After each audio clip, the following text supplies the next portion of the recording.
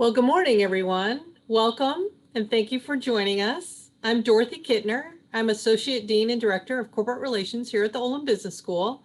I'm also a proud alumni. I got my MBA here in 1994. I want to just lay a few ground rules out there for you, and then I'm going to turn it over to Dean Taylor to make introductions and get the program underway.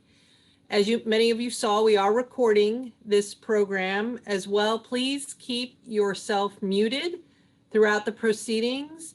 Once Professor Knott has completed her program, we will open it up for questions. You can raise your hand or put questions in the chat, and we will be monitoring those. So without further ado, I'd like to introduce our Dean of the Olin Business School, Mark Taylor. He's one of the most highly cited financial economists in the world.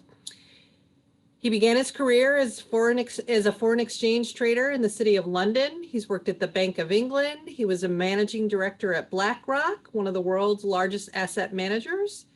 He's a prolific author, focusing his research on exchange rates and international financial markets. He's one of the world's leading academic and practitioners published in journals.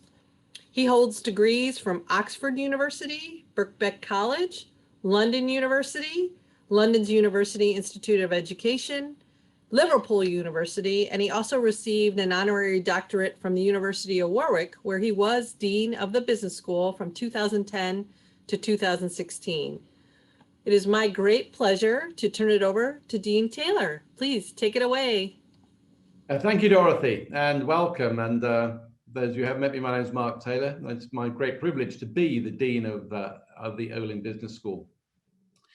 So many of the faces I can see here virtually are familiar, guests, students, alumni, faculty, staff. So thank you for taking the time to join us today. Our business research series is about the practical application of research. We want to share the research of our world-class faculty with the business community. So by coming together, joining research with practice, we can improve business. If faculty submit papers to be considered for the Olin Award, they're then reviewed by a panel of highly distinguished judges from all sectors in the corporate community, right? Not the academic community, the corporate community. And the best research is chosen to be featured at these business research series and also on the research page of our website. We would not be here today celebrating Anne Marie's research were it not for Dick Mahoney, my very good friend Dick Mahoney.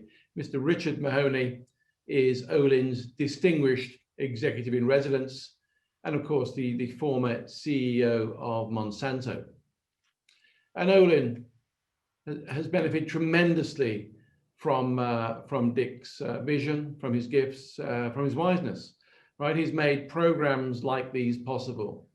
Dick Mahoney has continued to challenge Olin to think about the practical application of our research, to find new ways to put our world-class cutting-edge research into the hands of business leaders who can benefit from it.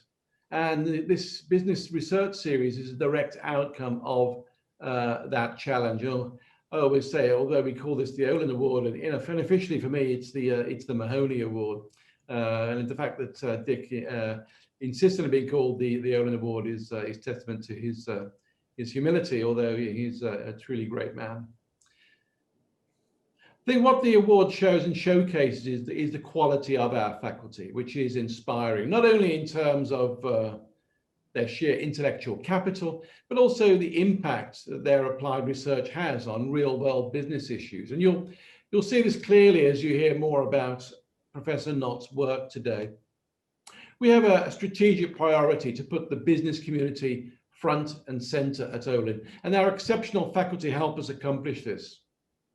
I might add also, if you feel we can be of greater service to your organization, please contact me directly or a member of the corporate relations team, Dorothy Kittner, for example, to continue that dialogue. Okay, so let me say then a few words. You haven't come to hear me today, you've come to hear Professor Anne Marie Knott. And Anne Marie is the Robert and Barbara Frick Professor of Business here at the Olin Business School.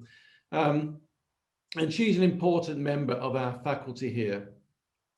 Anne Marie, her areas of expertise are in business and corporate strategy, research and development, entrepreneurship, innovation and growth, and technology management. And her research examines the optimal environment and policies, the economic, industrial, firm policies for innovation. And in fact, if you're interested, there's a good read. It summarizes much of her research program and findings. And that title of that book is How Innovation Really Works, How Innovation Really Works, which was published in 2017. Anne Marie's interest in this area, growth, technology, management, innovation, stems from issues arising that she dealt with and thought about deeply during an earlier applied career in defense electronics at the Hughes Aircraft Company. And prior to joining Olin, Anne Marie was an assistant professor of management on the faculty at Wharton Business School. She received her PhD in policy and organization from UCLA Anderson Graduate School of Management. Okay, without further ado, I'll now turn it over to Professor Anne Marie Knott. Thanks very much, Dean Taylor, and thank you, Dick Mahoney, for sponsoring this series. It's really been fun for me to engage with the practitioners. Good morning to all of you. Thank you so much for joining me. It's a pleasure to see you all virtually. I appreciate the fact that you're taking the time to learn a little bit about my research. So those of you who've seen my prior research may be relieved to find that I am not going to be talking about RQ. I am, of course, going to still be talking about innovation, but I'm going to tie that with issues of headquarters value, so a critical corporate strategy issue. This is joint work with my colleague Scott Turner at University of South Carolina, and it was published this year in Organization Science. To set the stage for today's talk, what I wanted to first do was ask you to answer this question. How much value are headquarters adding to US businesses? So to respond, go to pollev, polled.com/Anne Marie Knott, take off the 2 T's and replace them with a 511.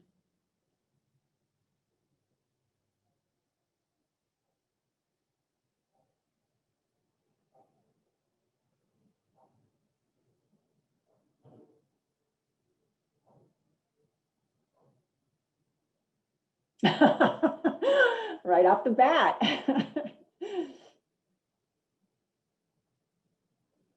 Very nice.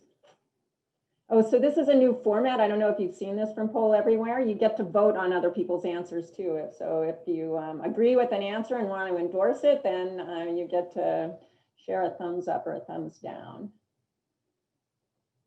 Oh, we got a thumbs up, good.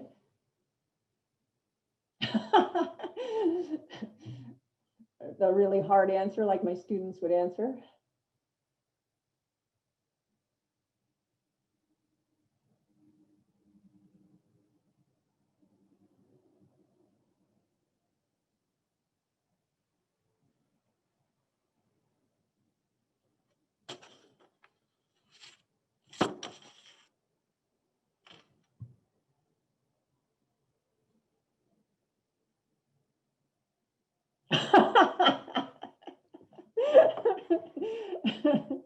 These are great. Thank you so much. Let me see if I got down below here.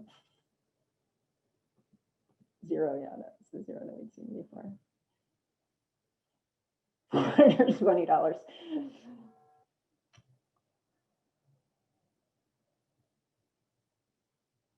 All right. So I think you can still respond, but let me go ahead and let you know that here we go. This is the problem when I use technology.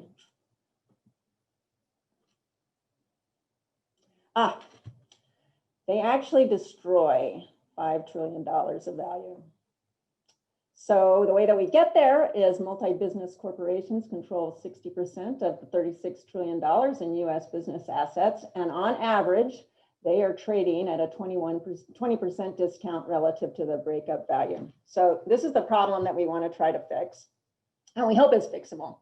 So we have some thoughts about how they can add value. So one theory, a very common theory, comes from Williamson. And his view is that they can add value because internal capital markets should be more efficient than external capital markets because they have the closer ties to the information.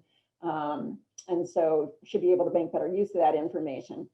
Williamson's theory would explain the success of Berkshire Hathaway. An alternative theory, an even older theory, is that multi-business corporations should be able to have scale and scope economies that allow them to exploit tangible and intangible assets across the different business units. Now, the problem is either these theories are wrong or people, managers just aren't implementing them. Otherwise, we wouldn't see this loss in value.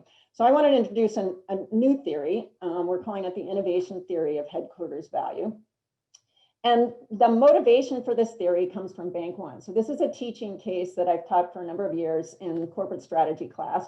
Many of you remember that Bank One was acquired by JP Morgan Chase, I think in 2004.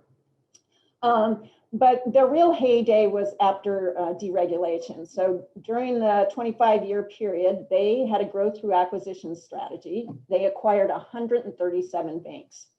What was impressive about this strategy was that they were able to increase the return on assets of their targets by 40 to 70%. While this would be really easy if they were purchasing underperforming banks, they were in fact choosing well-managed targets. So this is truly impressive. So the case walks students through, the elements of Bank One that seem to be contributing to this tremendous performance. And Bank One themselves calls this the uncommon partnership. So what they have is a number of interesting, very centralized functions that are pretty powerful. So they have a centralized information system at a time where not many people have that, or not many businesses have it. They offer a number of administrative services at the headquarters level that the banks can choose to take advantage of or not. They issue monthly peer reports of all banks that are in a given peer set, and I'll show you one of those in a second so that you understand why that's such a powerful tool. And they conduct centralized R&D at a level of 3% of profits. So that's what they do at the central level or the headquarters level. At the bank level, the banks basically compete with each other for compensation of the bank presidents. The second thing that they do is when a new bank comes in, they assign to it a sister bank, and the two are paired for about 6 months intensively. And the role of the sister banks is to share their practices with the incoming bank. They have performance-based compensation, which is part of what drives the interbank compensation or competition. And the banks themselves have tremendous decision-making authority. So they don't have to accept any of the things coming from corporate. So they have full authority to make decisions about loans and about whether to adopt any of the innovations that are coming out of the centralized R&D and whether to use the Bank One administrative services versus going outside and getting those. So I mentioned the peer report. I found this fascinating when I first saw it because there's rarely this kind of disclosure. So what this does is it takes a set of banks that are basically in comparable markets and it rank orders them in terms of their performance. So think of yourself as being Rockford Bank down at the bottom. If it's not humiliating in and of itself just to be at the bottom of this ranking, what you're expected to do is contact either Dayton, Arizona, or Chicago, find out what they're doing differently, and you try to, as a means for you to be able to move up the ranking. Now, because they're competing with one another, you might imagine that Dayton, Arizona, or Chicago is not that interested in sharing what they're doing. But in fact, the company has a very strong norm that you do share. They said that it was inconceivable that you wouldn't share. So, what you can imagine is happening is that when you start out, you have a very wide, I'm afraid to use technology because it always backfires on me, but I've been teaching myself a few things during COVID land. So let's see if this works. Can you see this, me circling this? Oh, great. Okay, now the problem will be when I want to erase it. So when you start out, there's a wide distribution of performance because you've got the existing banks with high performance and you've got the incoming banks with lower performance. And so over time, what should happen as the new banks adopt the existing banks' practices, this distribution should narrow. And ultimately, we should get to this peak at the end. The big question is, can you sustain any growth after that point? Or do you just fall off a cliff after everybody's adopted what everybody else already knows? So let me see if I can get this erased. This is the big trick. Undo. Clear all drawings. Well, maybe we're unsuccessful and you'll be seeing little red lines all over the rest of the chart. But we're going to try to move forward with this in any case. Okay, so, oh, sorry, that was the question we were going to try to answer. So our approach to this question is two-pronged. So what we're going to do first is we're going to build a model. And then what we're going to do is we're going to empirically test it. So I'm going to walk through the elements of the model first, and then I'm going to try to capture that a little bit more fully with diagrams in a minute. So what the model's doing is it's taking interacting units. So think of these as the business units. And what they're doing, the way that they interact are in the two ways that we just saw for Bank One. So they cooperate, which generates imitation on the part of the laggard banks. And they compete, which should stimulate innovation on the part of the leader banks. And I'll show that more about that in a minute. We introduce a number of organization structure parameters. So we say that the Bank One headquarters can choose how many units, how many banks they actually want to have. They, in some sense, get to choose how, the distance between them. And the idea is that with greater distance, it's harder to share information. And they don't control this directly, but probably inherit this. There's some initial performance difference. So what you can remember from the prior diagram is that these performance differences are kind of the fuel for both the imitation and innovation processes. So the questions that we want the model to help us with are, first and most importantly, can growth be maintained in steady state, or do you fall off a cliff like we showed on the prior diagram? If, however, growth can be maintained in steady state, when is that? What are the conditions under which that's likely? All right, so that's the brief introduction to the model. The empirical test takes the model's predictions and brings it to the real world. So we're going to test it in the same setting as the motivating observation, Bank One. We're going to look at US banks between 97 and 2007 because odd things are happening before and after those periods. So one of the reasons that this is a nice setting, in addition to the fact that it matches, the Bank One example, is that this is a really important industry. It's 21% of GDP. It's also a very innovative industry. In some years, people will think maybe it's too innovative, but its growth rate is 7%, which is in the top third of US R&D industries. And that's impressive in and of itself, but it's really impressive for an industry that's centuries old. And the other really nice thing about the bank setting is great data. So the FDIC provides us with quarterly data on each bank that has about 2,400 variables in it. We don't need all of those, but you could do lots and lots of things with this data. At the beginning of our period, there's approximately 18,000 banks, and at the consolidation at the end of deregulation, the end of our period, it's about half that. It's even lower these days. So what we're going to do in the empirical test is we're going to see if the outcomes in the real world match the model's predictions. And we're also going to see, even if it's true that they do, we want to see if these outcomes are being driven by the model's mechanisms or by just the structure itself. Okay. So the first mechanism is this imitation mechanism that I alluded to when we were talking about the peer reports. And the idea here is that in each period, you have an opportunity to imitate from somebody. So you're randomly bumping into one of the other banks. And suppose you're John in this example, if John runs into Linda, then John will be able to gain the difference in his knowledge and Linda's knowledge, some percentage of that. So the percentage of that he's able to gain is going to be a function of how far away Linda's bank is, and how transferable information is generally inside their company.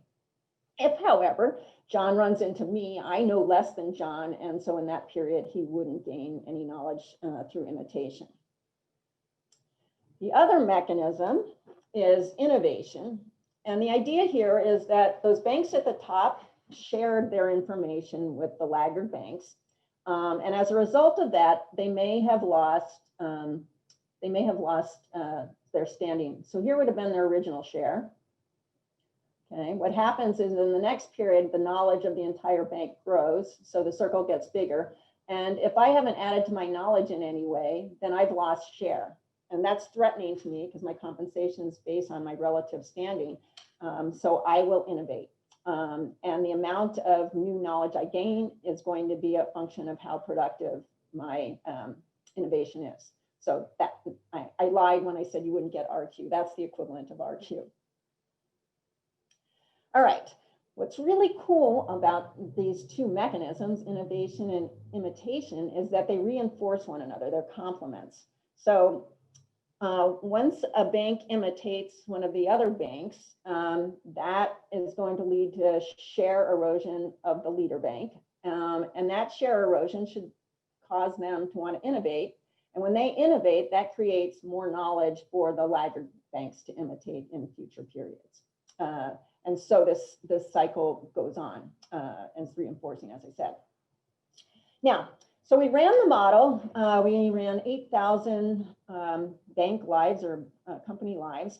And the first result is that growth does cease in 48% of the conditions. So this is an important question.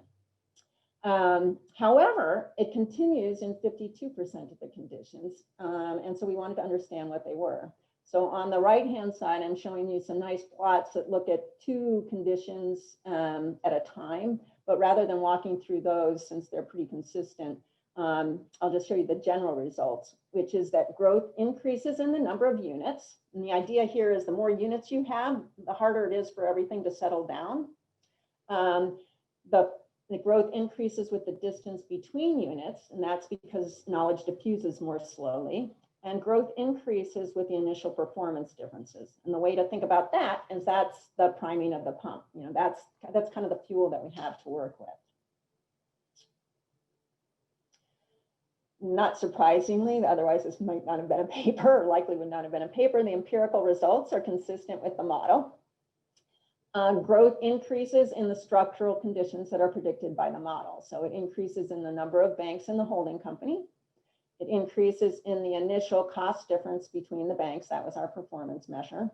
And it increases in the distance between banks, the mean distance between banks within a bank holding company. Okay, so the structural conditions match what we expected. The second thing we did is we said, okay, well, you know, maybe those things are, you know, maybe the distance and the number of banks are valuable in and of themselves. But what we wanted to know was whether the growth was coming from the mechanisms that we had built into our model. And we found out that was actually true. So the amount of the growth is increasing in the growth of a given bank is increasing in the amount of the superior knowledge that exists within the bank system. And it's also, so that would be the imitation mechanism. And it's also increasing in the loss of knowledge share in the prior quarter. So that's the innovation mechanism. The cool thing is that if you enter all of the structural conditions in the same model with the model's mechanism, in the statistical model with the model's mechanism, those structural conditions have no impact. Okay? So they are operating exclusively through the model's mechanism. All right. So one of the things that we had to do was control for other theories when we were looking at our test. And so one of the theories was the scale and scope theory. And so what I wanted to do now is give you an opportunity to answer another poll. So this one, it's interesting that they now give you the option to do the text where they didn't the first time around. But the question I want to ask you is, does scale increase or decrease innovation? And we've got two measures of scale. We've got the bank holding company scale, and then we've got the scale of the bank itself. So you can have it increasing or decreasing with either of those.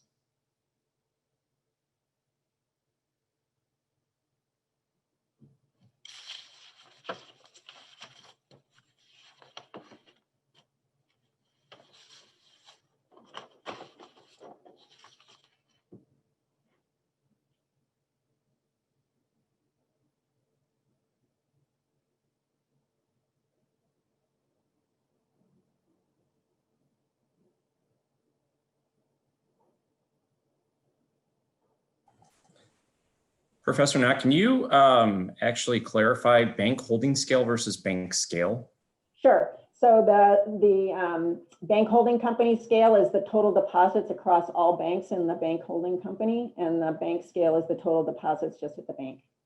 But thanks for asking me that, Sean.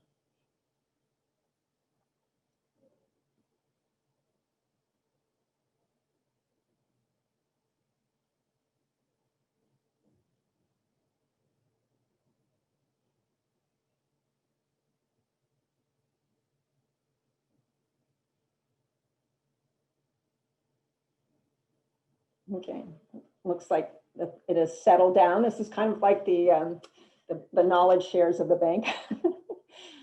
All right, so it turns out the answer is D, which got no support.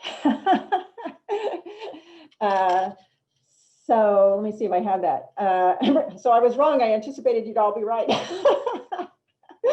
So I'll have to fix my title the next time I do this. Big is bad for innovation. Most people are kind of into, so this is why I thought you would guess that. Most people think that big is bad for innovation. You know, you've got bureaucracy and all those kinds of things. And it turns out in this case that that's true. The bank holding company scale works against growth, which suggests that Penrose and Chandler's theory is not operating here.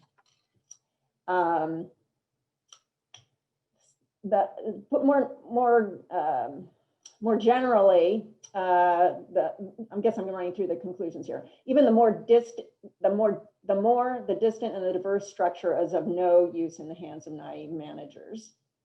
But in the hands of a skillful manager who understands the innovation and imitation mechanics and who builds an organization structure that maximizes those mechanics, there appears to be potential for significant growth.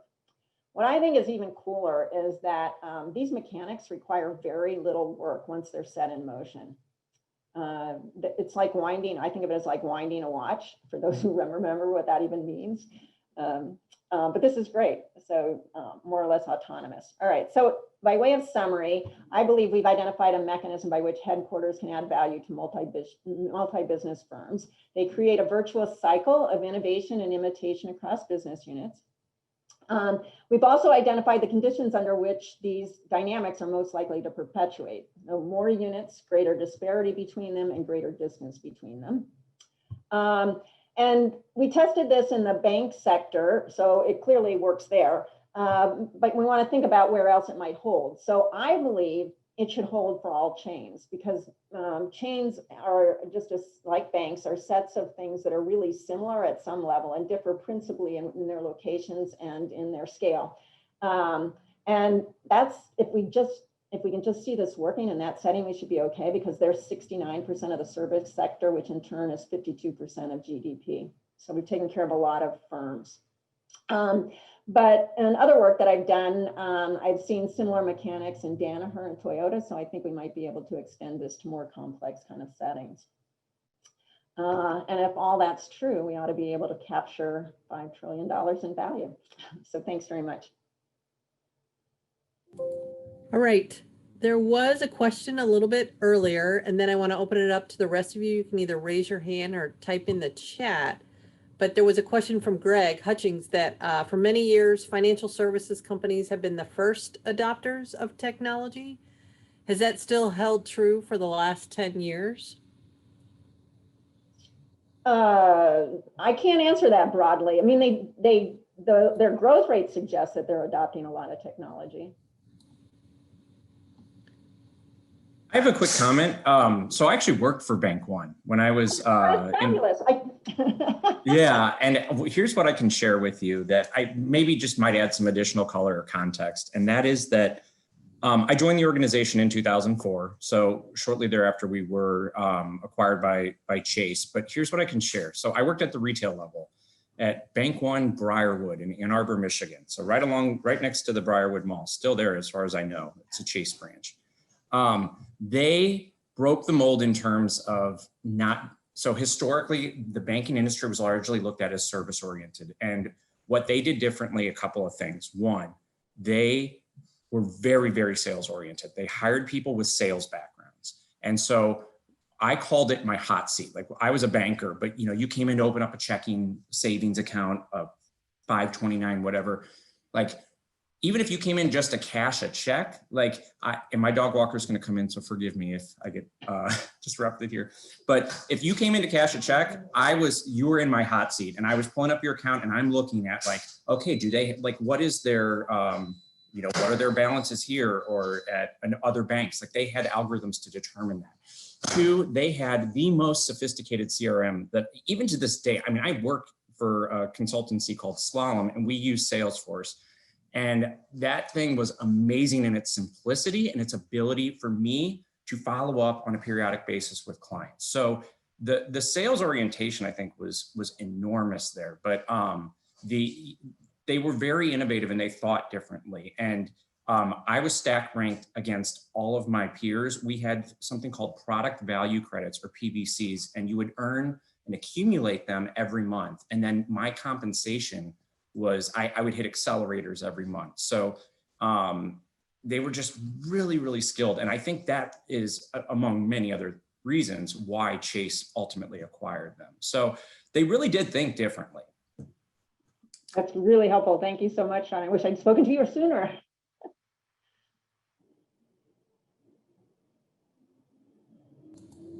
There's another question there.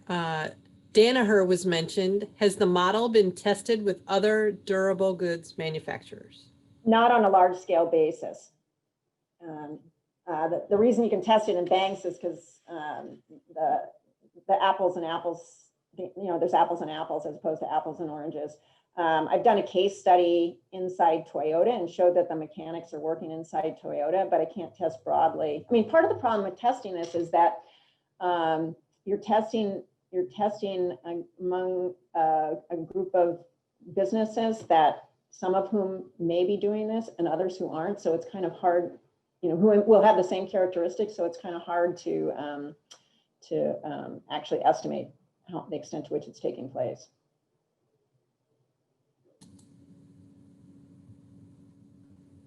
Anyone else?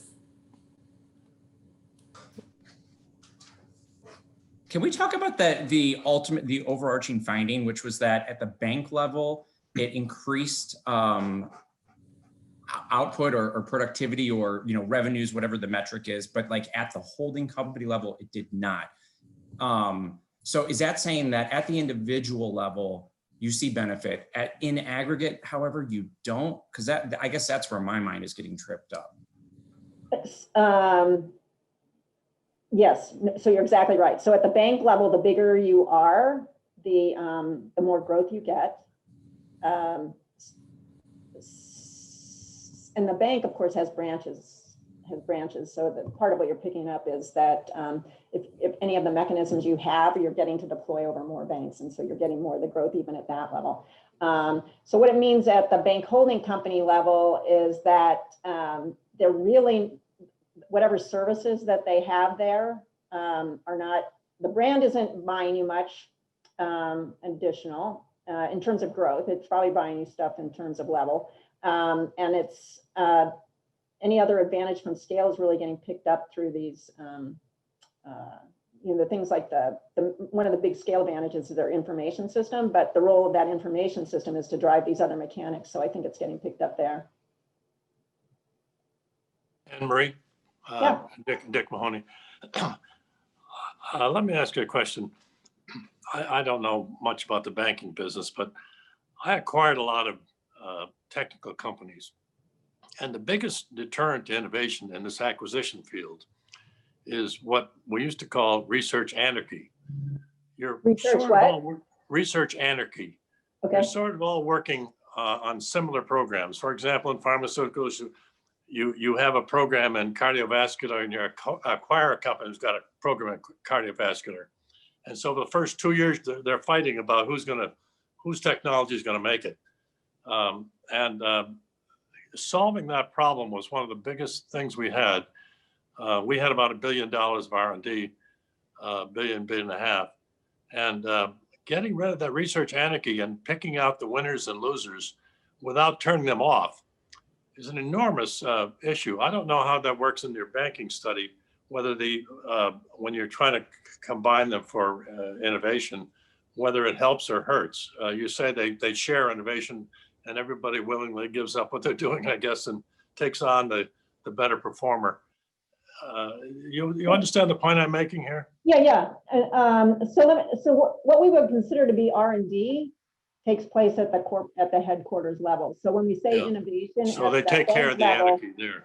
So it doesn't fit there. When I say innovation in this setting at the bank level, what I'm saying is that these guys are adopting the technologies that are coming either from corporations or from other people that are doing technology related to the banking industry. Okay, thank you. So I think Bob Frick had a question. Hi, Bob. I taught an MBA program. Hi, Anne Marie. I'm sorry? I taught in an MBA program out here in the West Coast for a number of years, an EMBA firm. These are experienced people, 40 years old, middle management, and a lot of them were from Wells Fargo. And Wells Fargo had the ultimate in a sales organization that Shane was talking about at where he was. But they were missing a major part of it. I mean, and by the way, they ranked people, they fired people who didn't make the quotas, et cetera, et cetera.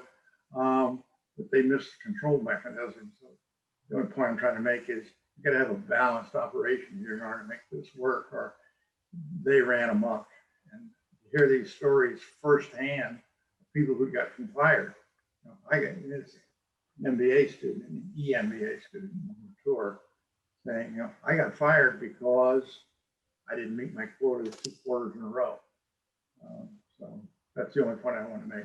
Balance. Oh, okay. So did you have that happening, Sean? That people were getting fired? I think it's a really good point, Bob. And what I encountered in my time, I was at JP Morgan Chase Bank from 2004 to 2008. And while I will say that there was a time when I had 4 checking accounts, because quarter by quarter, we had some pretty unrealistic goals. And it was like, you go out and grow X number of accounts. And so we would do, it wasn't as egregious as what you saw at Wells Fargo, where people were opening accounts. But I will tell you this, I made a lot of my money, for better or for worse, back then on home equity lines of credit in Southeast Michigan. I made it on credit cards. And oftentimes what I would do is they were just, I don't want to say sleight of hand, but it was like, I would say to a customer, I'm going to open up an overdraft account that is in the form of a credit card, but you can cut it up. You don't have to use it. People are like, no, I don't want a credit card. So we had more, I don't know, like you had to come up with this organic growth somewhere. So we would oftentimes go to we would set up meetings at restaurants that would offer direct deposit. We'd go in and we would offer this special account called Chase at Work. And there was one woman in our district, she'd be like, okay, so now everybody pick up the brochure and just start filling out your name and address. And people were like signing them up for accounts. And once in a while you would have a client that would say like, I didn't realize I was signing up for a checking account. But it was nothing like Wells Fargo was beyond the pale. Like that was, and they're paying the price for that. But it's not to say that it is very competitive. And at the end of the day, everybody's looking for organic growth. And all you're doing is really cannibalizing. There isn't, you got to have a very compelling reason to have someone switch what is a very sticky product, i.e. checking account, from one bank to another.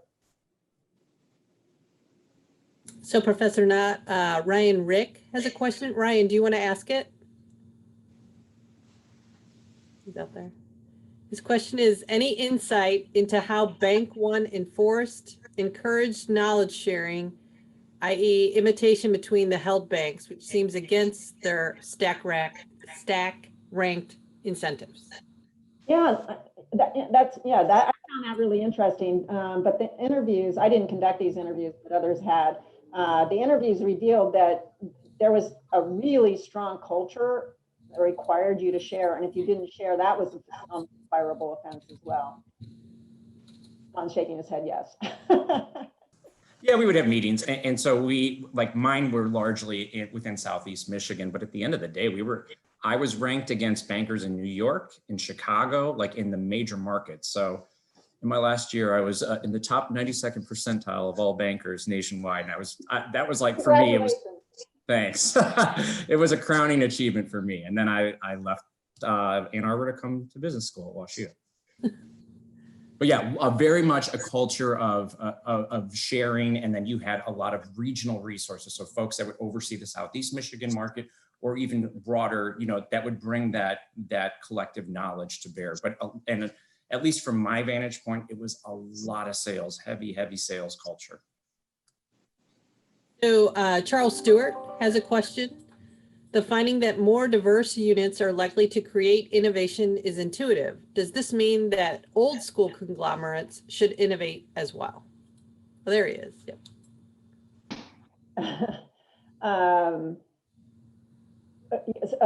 So the first was the diversity. The diversity is the mechanism for setting up the, for setting up the sharing, right? So the more diverse you are, the more you can, the guys at the bottom can imitate the guys at the top and do better off.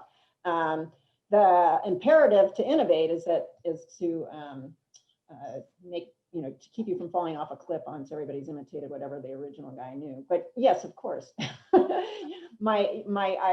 everybody needs to innovate. Otherwise that's my take on everything. Sorry, I think she may have slightly got my question off. It wasn't should they innovate? The question is, should they innovate well or better than other types of companies? Because their diversification, their diversity is completely different Okay. as opposed to just in size. I'm missing this, yes. So conglomerates are difficult, right? This would be tough in a conglomerate setting, right? Because the idea is that you have knowledge that's valuable to the other business units, and in a conglomerate, the business units are very, very different. So the diversity, the way to think about the diversity in the model is almost a diversity in performance for units that are otherwise comparable, right? So Got it. Apples and apples and just differ in, their scale or their performance level. In conglomerates, I mean, the company that does this well, of course, is Danaher. Right.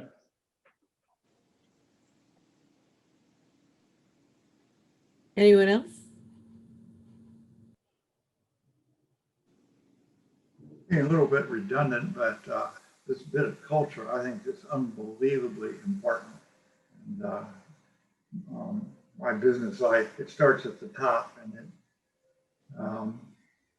you got to get it moving down to the very bottom. The culture.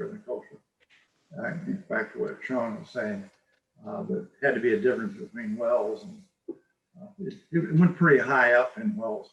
Whether it went to the top, of course it did. But I can sure tell you it was in the middle ranks for sure. Yeah, and of course, culture is much harder to diffuse when you're the bigger you get, right? Anne Marie, can I ask a question of you? Of course. One of the most important roles of the corporation is to set aspirations that are higher, more noble than the people can do themselves. People want to be part of something more important than themselves. I haven't heard anything in this banking thing beyond, pardon the expression, grubbing for money as the measure of self-worth. My experience is that people want to be part of something really big and noble, and then the numbers come out, and that's fine. That's a good measurement, but there's not a satisfaction of having really helped society, and people want to do that. I don't see any of that in this banking thing, and I'm just wondering if that's your experience too. We've had people writing about this at Olin pretty regularly about the rule of noble purpose and how it moves the organization in certain directions. Absolutely essential. it didn't feature that in this talk, but as I read the Bank One case, I had the sense that they had a sense of purpose, if only to be able to provide the banking services to a broader audience. But Sean's closer to that, I guess. So Yeah, I think that's a good point. I can't say that, like, you know, did we have this mission of, like, even within Southeast Michigan, like helping inner city Detroit or something? I don't recall that. So I think that's an excellent point, Mr. Mahoney. So your colleague, Michael Wall, has a question you want to ask? Where'd he go? Morning, Michael.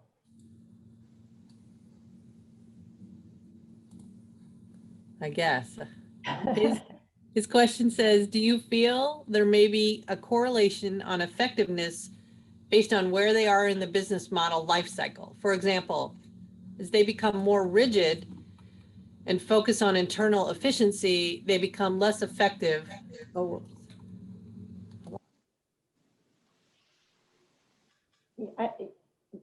That's what I Lost. worry about with Danaher. All right, Anne Marie, I think I fixed my sound.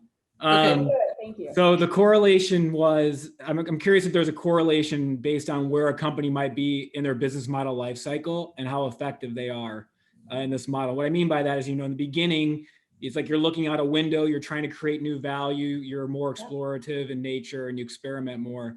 And then as you kind of work your way along, if you're lucky enough, it's more about wringing efficiency from the value you've already created in a much more rigid environment. So do you feel that perhaps this effectiveness output may be related to that rigidity that naturally forms over time, or do you feel it's independent? I'm sure there's some of that, because what ends up happening with Bank One is that ultimately there's nobody left to acquire, right? So they run out of that fuel. But implicitly, that was what I was thinking about as I built the model. What I was trying to do was see that as you drove towards efficiency, if you can think of the imitation as being efficiency, that actually forced you to become more innovative. I don't remember if we looked at age, though.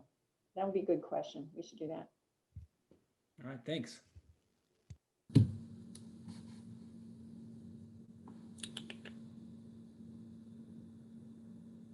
Anyone else? I'm sort of curious. You chose that period of relative stability, and I'm curious if you've looked to see what happened to the banks at the top versus the bottom. You know, when they then hit the 2008 crisis. You know, I could imagine two. You know, I could imagine two scenarios, right? One is that they had, you know, optimized themselves onto a precipice with no resilience, and I could also imagine that the banks at the top were more agile and did much better. Yeah, I know. That's a great question. I love that. Okay, let me look at that. And then email me back and see what I found out. Will do. I guess a different question would be the emphasis, and understandably, was on the banks at the bottom learning from the banks at the top. I'm wondering if during that exchange, there's any evidence that the banks at the top, you know, paid attention to what brought the others down so they knew what to avoid. Could they also identify bad behaviors and say, okay, you know, that it's typically harder to do that, right? I think, you know, Galbraith showed it's a lot easier to learn from success than from failure. Right. Yeah, I think the assumption, the going in assumption was that these guys were starting at the bottom and moving up, as opposed to they had been high before and had fallen off, but that would be interesting too. Well, no, I guess I was more looking at, let's say you're the bank at the top, at the same time as you're sharing your best experience. Yep. You could be studying that bank at the bottom to see figure out what brought them down and root that out of your own organization. Yep. No, that's great. If I could share something very briefly, like microcosm, again, Southeast Michigan example, I was at the Ann Arbor branch, which was one of the more desirable locations. Milan, not Milan, Milan, Michigan, for instance. I think there were a couple of days where I would, one or two occasions where I went down there for the day to help them. I was not excited to go down to Milan because there just wasn't as much opportunity walking in the door. You didn't have as many people. So and maybe this is all like accounted for in your modeling, but like, at the branch level, there are going to be varying levels of opportunity, just by sheer demographics, right? Like I was in a college town, I had professors, my clients ran the gamut. As a matter of fact, I speak Spanish, and one Latino person figured out, oh, I can open up an account without a social security number. One told another, who told another, and it was like my pro bono work, because they're like the best people, and I got to practice my Spanish, and I wasn't making a ton of money, but I was able to. So I saw it all in Ann Arbor, but that's just another, I guess, data point or piece of information to consider, is just the, at the branch level, something to consider. Yeah, so you're saying that the lower performance is coming from the lack of opportunity. That is another factor, right? Yeah. Like you're not going to see what you saw in downtown Chicago or downtown New York at, downriver Michigan. And there were just, even within the Ann Arbor, like the Ypsilanti location over by Eastern Michigan University didn't have the same, revenues. Another thing that is worthy of note is the revenues, a lot of the revenue was fees. And like in the Ann Arbor branch one year, our fees comprised more than all of our business banking, like all of our business clients, which business banking is very profitable. Fees accounted more than that. Kind of sad. So I do want to point out, though, as an evil money-grubbing banker, a lot of your money does not come from branches. So, for example, I'm a little biased, but I work for a direct bank. We don't have any branches. We have national footprint and national reach. So your ability to reach out to people outside of your branch presence is very high, something that Chase does very well, right? So even Chase is the largest bank in the country. They do not have branches in all parts of the country, but they're still getting deposits and customers and able to reach those people. And you've been able to do that for 40 years now, right? Through call centers and eventually the internet, and now even mobile banking. And so the diversity in performance in some cases could be geographic, but as time goes on, I think that reason has to shrink as a factor that explains the differences. Yeah, so we were looking at the bank level as opposed to the branch level, but but at the bank level, we were controlling for the differences in the economic conditions. Perfect. So everyone, Dean Taylor kind of has a policy. He likes to end meetings about 5 minutes early. So I do want to give you that grace as well, so you can move on. But I really, really, really want to thank everyone that joined us today and for your participation and all your questions. And as Dean Taylor mentioned, let us know, reach out to myself if there's anything you think we can do to meet your needs. And we hope you enjoy the rest of your day. Thank you, Professor Knott. That was amazing. And as always, thank you, Mr. Mahoney, for your continued support of the Olin Award.